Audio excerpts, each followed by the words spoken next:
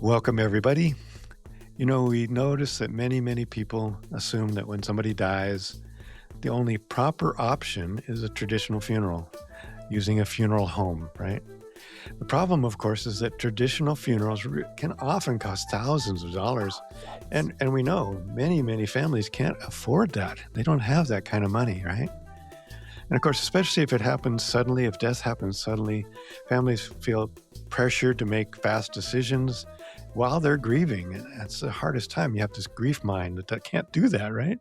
Some people quietly worry, what happens if someone I love dies and I can't afford the funeral? And others assume that the only alternatives are something impersonal or environmentally harmful, like it has to be big to make it worth to honor the person. That's right. And So these are real issues, but the real issue isn't that families are unprepared or irresponsible. The issue is that most people were never told about the options that they have. Right. There are legal, affordable, and environmentally thoughtful ways that we can handle death amongst our community. And we're finding out more about this these days. Families have far more rights and choices than the funeral industry typically discusses. That's a very key piece. We are making choices without actually all the information.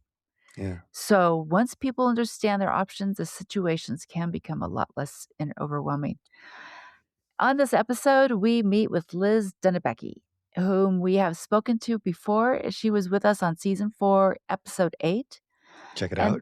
Check it out. And this episode is part of a large effort called a Podcasthon, in which thousands of podcasts are helping promote worthy nonprofits and charities, such as Wake, the organization Liz founded in New Orleans. So listen up, because today you're going to find out what happens if you can't afford a funeral, different affordable funeral and green burial options, legal rights and community resources for end-of-life care, who legally controls disposition decisions, what families are allowed to do for themselves, which you might be surprised, and community organizations and nonprofits that support this endeavor. Yeah. So we hope that by the end of today's episode, or we would say by the end of today's episode, you definitely will understand, hopefully better and more practical options that many families don't ever hear about. We're going to walk through affordable paths, environmentally conscious choices, and the legal rights that you and your family have when somebody dies. So our goal is really simple. We want to help people feel less trapped by the system and give them the information they need to make thoughtful decisions for themselves or the people they love. So stay tuned. Right. Yes. Stay with us. Welcome, friends. I am the Reverend Wakil David Matthews. We are so honored and happy today to welcome back Liz Dunnebacke. Liz is the founder and executive director of Wake. It's a nonprofit organization that provides information and resources to support meaningful, affordable, and environmentally friendly death care. We actually talked to her earlier in this last year, 2025, and you can hear her episode with us, season 4, episode 8, another excellent episode and really beautiful, wonderful stories that she told. And we're glad to have her back. We were recently invited to do a special episode as part of something called Podcasthon, which you'll probably... Podcasthon, yeah, which you'll hopefully hear more about. We will be sending some stuff out. You should be hearing more about it. It's basically, I think, literally thousands of different episodes going on in podcasts talking about all the wonderful work that's being done in nonprofits and charities. And so when we started thinking about this, we thought, Liz, we should invite Liz back. So really glad to have her back to join us for this episode. That's right. That's right. And I am the Reverend Mother Ana Luisa Armendariz. And just to let you know that Liz has served on boards and staff of several New Orleans-based nonprofit organizations in the arts and education.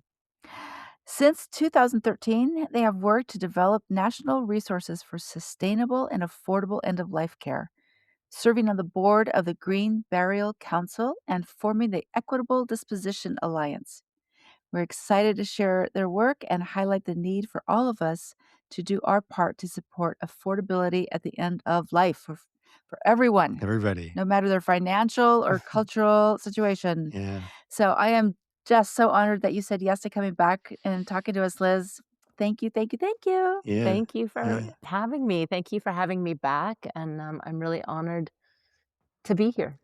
I know in the episode before, one of the things he really emphasized was um, the way that we really don't understand what happens to people who don't have funding, that The don't means. have the Mhm. means to be taken care of, and how many people those are.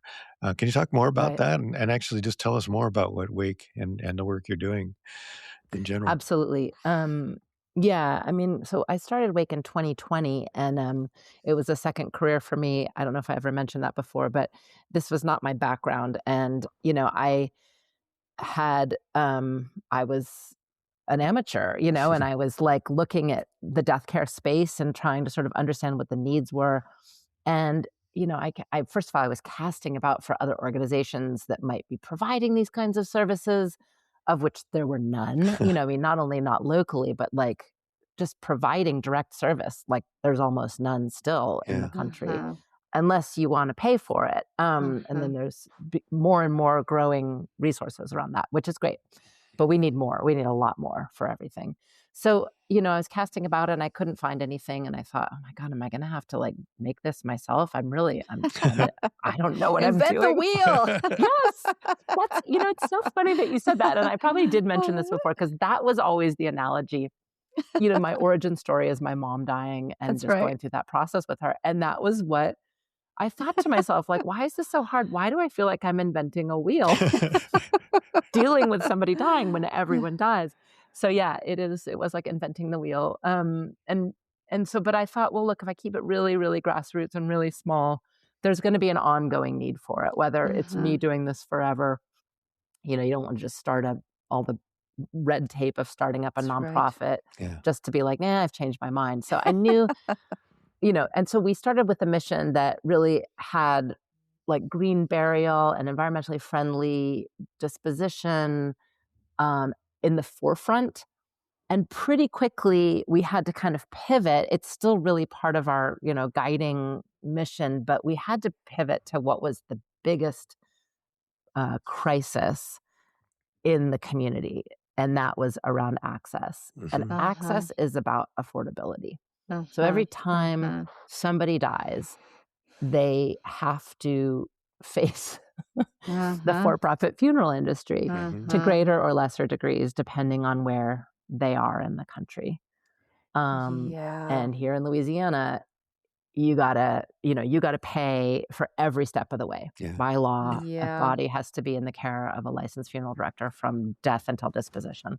What's it like where you guys are? Oh, it's pretty It's the similar. same. Yeah. Yeah, Yeah. it's the same. I mean, we talked last time, and you had mentioned some of the organizations you're part of, and I hope we'll get to those again. I definitely want to get to those again. In the Washington State area, we have PMA, which is the People's Yes. Memorial Association, which is similar idea. It's like, and it started. I don't know how long ago, quite a while ago, when I The discovered it. 30s? My great story around that is I discovered it after my mother died. And I went through the Mhm. used car salesman operation with the local Mhm. funeral home. I mean, she Mm. had done a really good job of providing and taking care of things, end of life stuff, and she had done better than most. But they had a plan that they had paid many years ago, and it ended up with this, at a funeral home.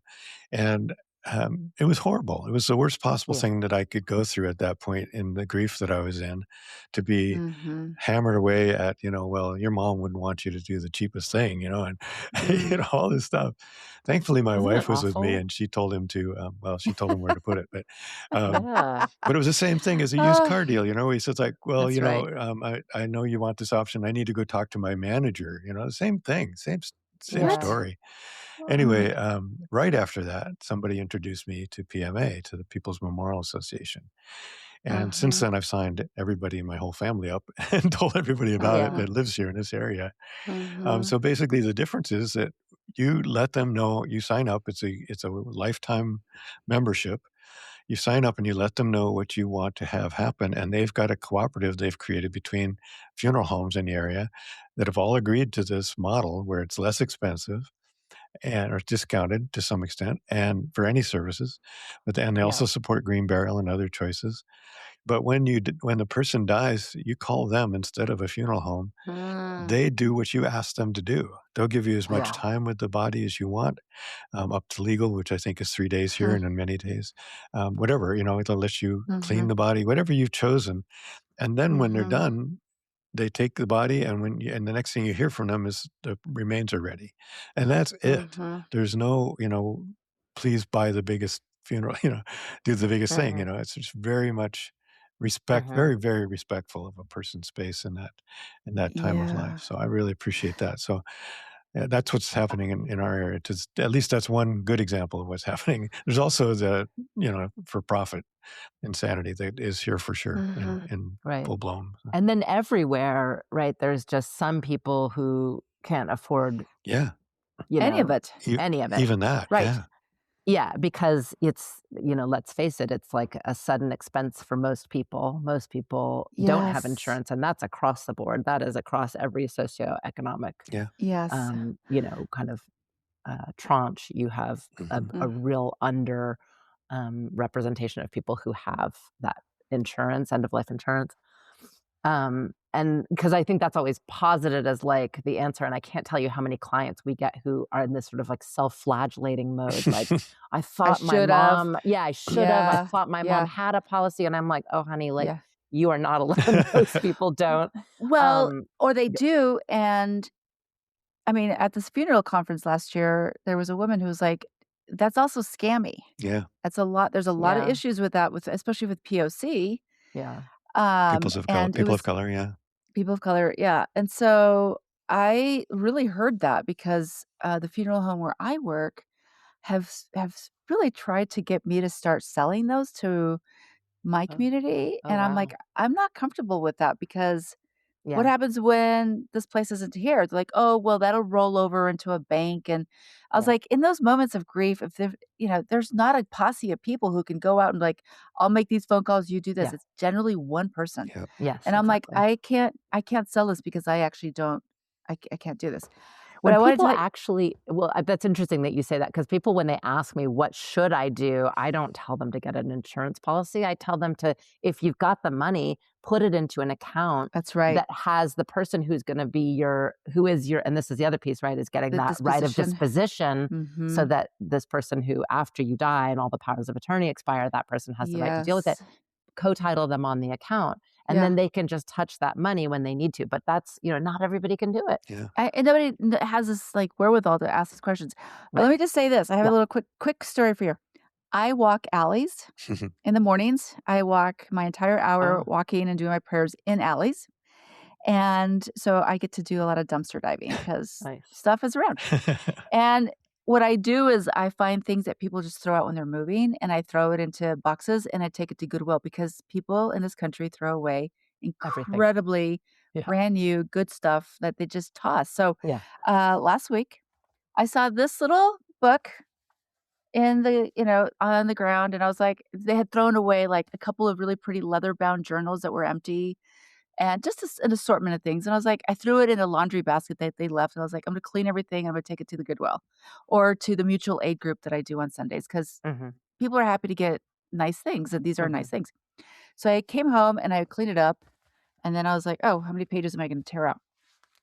This is what I was given. I got somebody who had somebody die. And they started writing down how much things cost. Oh my God. $3,100 for a service. Yeah.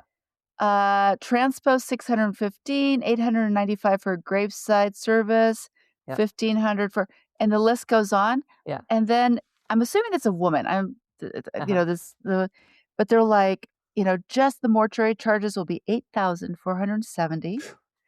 She writes down questions that she has. Yeah. Wow. And it goes on, and then it's like, so mortuary charges $8,000, and then the plot $13,000, and then she's the service is like last August or whatever. Total $22,000. Wow, almost 30. Oh my God. 22,000, and she has like questions to do. a casket, cold Yeah. cut platters. This person, Wow. What a great you know, example. her to-do list, scan photos, build slideshows, Yes. Spotify playlist, Oh my God, items how for great. display. I don't know who this person is. They just gave you a perfect primer on like, this is why this is so hard. I mean, there have been so many points in my life. I would say that there's been maybe 2, 3 years in my life when I mean, I could never afford that price tag. Yeah. I would No. never. I don't have with combining all the credit cards Yeah, between yeah. myself and my husband together, we Yes. couldn't do that. Yes. So it's like, who is expected? And that's obviously like, that's $22,000, but any of it. I mean, I have been in the position with a family member where, okay, we're going to need $1,000 for direct cremation. Well, nobody has $1,000 Right. That's right. headroom on their credit card. That's I right. mean, that's the difference, right? That's This isn't right. just like, and I always like to say this to people because I think there's a little bit of like an understanding that like, oh, these poor people who can't afford funeral services versus all of us. It's who, us. It's everyone. us. This is all of us, you know? all of It's us. just when it happens to Ah. arrive and you have to make those platters of cold cuts and, Mhm. Wow. Yeah, it's and I so just overwhelming. I was like dumbstruck when I found this and read through it. And I set it up here in my, death and dying bookshelf as a reminder that this is who we're talking to, Exactly. Yeah. Yeah. right? Yeah. And yeah, she may have spent this, maybe people collectively spent this, but it's a travesty to spend that much. It is. I mean, it is. And then, there's those for whom this is really important and it's what they do. And, this is a big struggle that I work a lot with my colleague here because, this is a town with really rich, deep death ways Right. and cultural traditions. And some of those traditions are extraordinarily elaborate and expensive. Mhm. And, it's a big piece of sort of cultural The and ritual. Yeah. religious ritual to Mhm. partake in these things. And it's just not ever going to be our place to come forward and be like, well, you shouldn't be spending that kind of money. Well, this is true. Okay, so this is true. So that's there. It's a spectrum, right? Yeah. Yes. It is a spectrum of your desires, what you can afford, what you really Yes. value, Yes. and it's also the reality that a lot of families would love for their loved one to have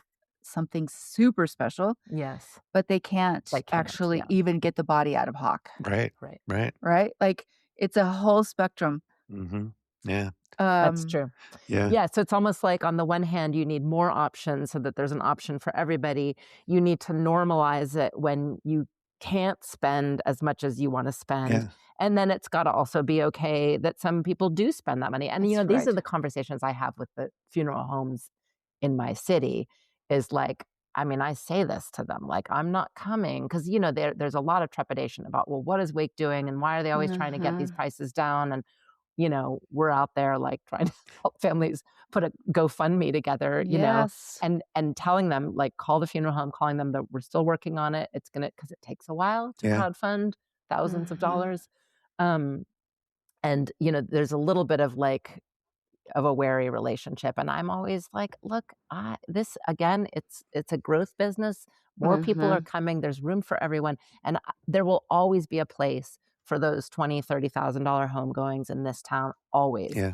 It's just that for every one of those, I've got 10 people who can't get a basic disposition. Yeah. So Right. we have to have something for everybody. Yeah. Yeah. That's such an important thing. And a couple of things you said last time that I think are really important for all of our listeners to hear again was, first of all, that part about who's going to be able to do the disposition for you, who's going to have the rights of disposition. Yeah. Because one of the things that is often the case that people say, well, I've given this person the power of attorney, but Different. power of attorney Mhm. goes away when you die. That was Right. something that I was surprised about. And so there is a specific thing that you should have in your advanced care directive.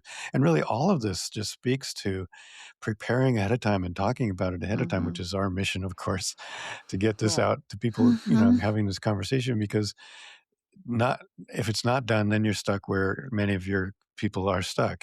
They expected there to be something in place, expected somebody to have taken care of this, and there's nothing there. And Yeah. so even if they've had a power of attorney for their financial or their health care, that power of attorney goes away when they die, and then there's nobody. That person is not able to make the decisions about how their body is disposed, disposition, the body disposition. Yeah. And so that's a special piece that needs to be included. And you said that you guys have special language for that, and I think others do too.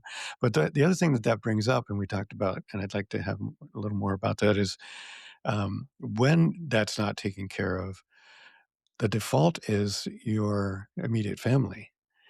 And I'm sure you've had cases, and I'm wondering if you could talk about some of the cases where the immediate family is totally inappropriate. Yeah. Yeah, it's so interesting. It's part of this sort of like this journey for me of realizing that this death care is really just health care. Yeah. And I don't know how much that was sort of on that soapbox last time we spoke, but No, we talked about that. I love that. Yeah, that's really good. yeah, because I think I said, like until disposition happens, you've got a body. Yeah. And healthcare is what deals with bodies.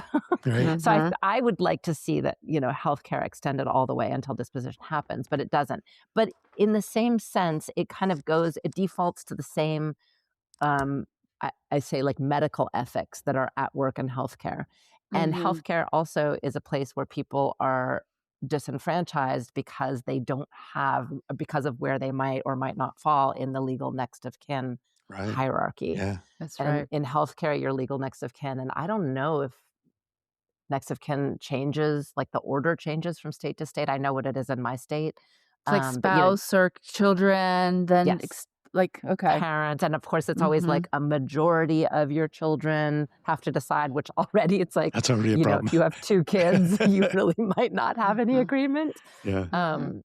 And so, but yeah, so a lot of people don't have that, and I mean, so we do see this happen all the time. We have people who are life partners of somebody and they have been into the hospital for procedures or as the person was getting sick or through their cancer treatments or whatever. They were the healthcare proxy, right? They had the medical power of attorney. So they were making all those decisions for years. Yeah.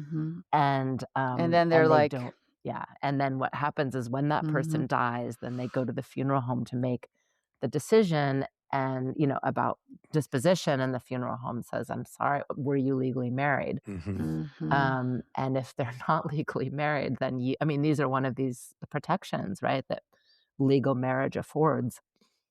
And then it's like, I'm sorry, we can't speak to you. We can't help you. We've got to go with legal next of kin. And then you really are on this journey. I mean, we just had a client recently who the daughter was trying to bury her mother. She was trying to cremate her mother. And her mother had been married years before and had never officially gotten divorced. Nobody had heard from this guy in 30 years. Oh my gosh. They didn't know if he was alive or dead, what state he lived in, where he was. But the daughter couldn't proceed with making disposition arrangements for her mother because there was a spouse somewhere in theory. My God. That is such a horror story. Yes. Yeah. I mean, it happens all the time, Yeah. My God. So yeah, it's real. And no one knows this. I mean, what kills me is that like we tell this, we talk to like hospice and palliative care nurses and social workers, and they don't know this. Yeah. So I'm like, if they don't know it working where they do at this intersection, you can bet that no one, globally, people really don't understand. That's Yeah. right. And I think estate lawyers are often savvy about this, and they often will include this language in wills and, kind of end of life paperwork. But the problem is that stuff all gets kind of, a will is usually Lumped. Disposition Yes, usually it's happens not good. before a Right. will is read. Right. And so right. there's some decisions that really need to be pulled out and made available and known to people, and people are empowered to make those decisions Yeah. before, an estate is like settled out. Yeah. Did you find with that you needed a specific language that said this person is in charge of the disposition of the body, rather than in most of the advanced care directives, there's somebody who's a healthcare agent, but not necessarily a power of attorney. but they're called the Yeah. healthcare agent. And it says in the ones that we've used that this person has the right to decide or it can follow my wishes as far as my disposition.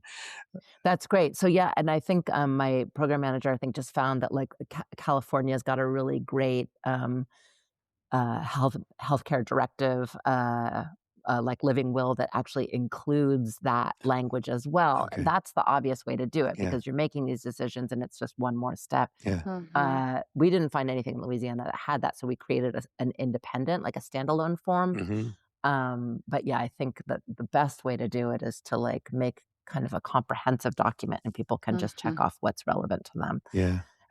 For many people, it's not an issue, obviously. If your next of kin is the person you want making those decisions, and Yeah. you know, Yeah, hopefully. Well, and since this goes out internationally even, it's a really good thing for everybody who's listening to think about and find out about in your area where you live.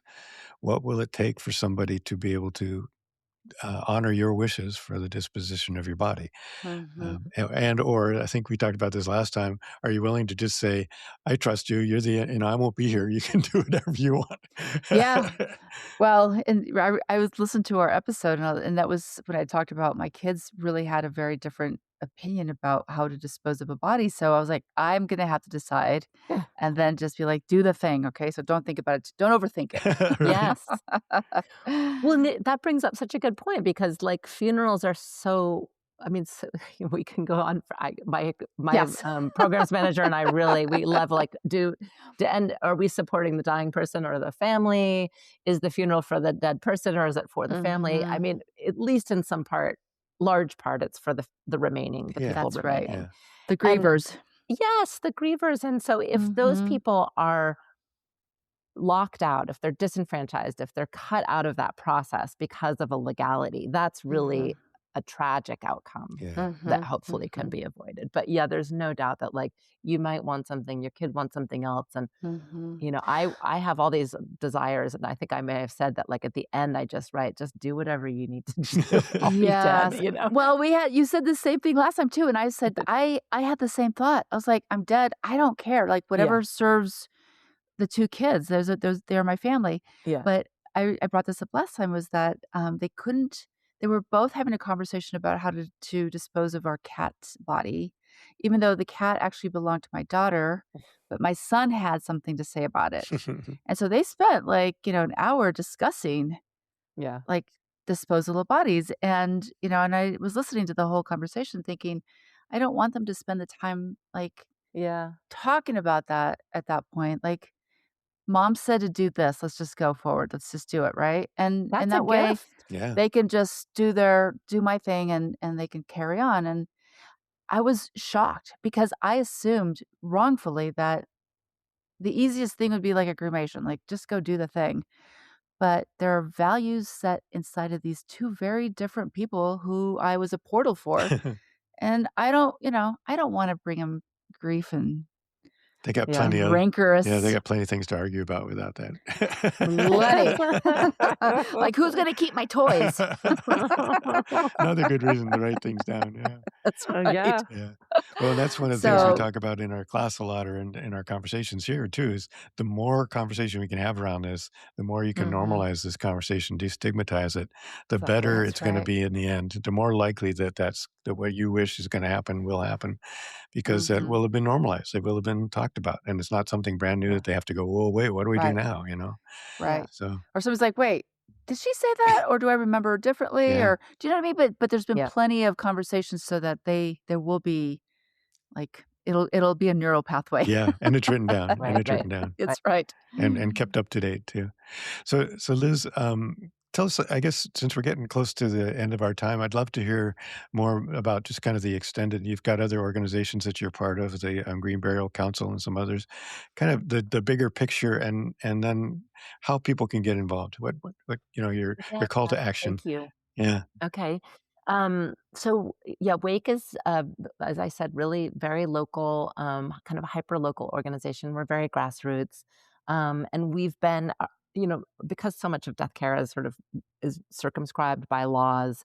we like to say that, and the publications we put out and things that we make available are really helpful for anybody in the state of Louisiana. Mm-hmm. And some stuff is general, but really, we're pretty local. But as we worked on the issue of like what happens if you can't pay for funeral expenses, which is the technical term for that is indigent death. Usually for most coroner's offices and medical examiners' offices, we realized that this was a crisis across the U.S. and that nobody knew about it. And so we joined forces with a group of people in Boston, in Massachusetts, who were working on this issue, thinking about it locally and knew about what was going on locally, and then a woman out in California, and we created this kind of a working group called the Equitable Disposition Alliance, the EDA, and we actually just launched a very fledgling, it's very sort of first version of a database where you can actually, for now, you can look up, but we hope that people will kind of crowdsource this information of what happens if you can't afford disposition in your region. What happens to the body? How long is it held? Who holds it? Are there funds available for you? Are there not? Can a family reclaim? Do they cremate or do they bury? It's called the Equitable Disposition Database, and or the Regional Equitable Disposition Database. And so that's kind of a fledgling project that we really hope will grow, and people will be able to source this information because it changes from county to county across the U.S. I mean, what they do in New Orleans, for example, in Orleans Parish, is totally different than what they do in Jefferson Parish, which is just the very next adjacent county over. We call them parishes here. So that's really an important tool. And I really hope that everybody will start to look into what happens in their region when somebody can't afford private funeral services.